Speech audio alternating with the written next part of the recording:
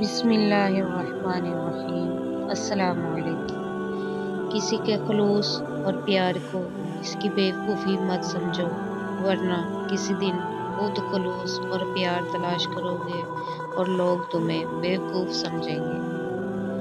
جب آپ رب سے محبت کرنے لگتے ہیں تو وہ آپ کے دلوں میں صرف انہی لوگوں کو بسنے دیتا ہے جو آپ کی محبت کے قابل ہوتے ہیں۔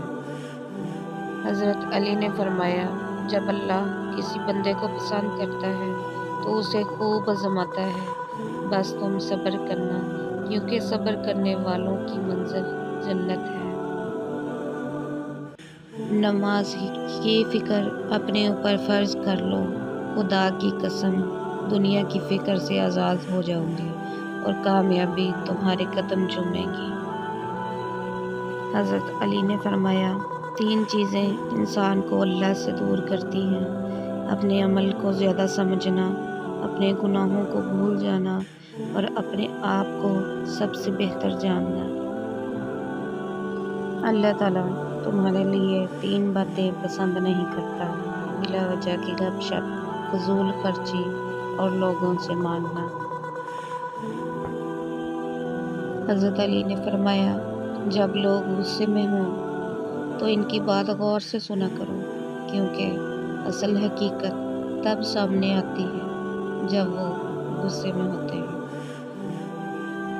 حضرت علی نے فرمایا، زیادہ سوچنے سے بہتر ہے کہ استغفار کیا جائے۔ زیادہ سوچنا مشکلات کو بڑھاتا ہے اور استغفار مشکلات کا حل ہے۔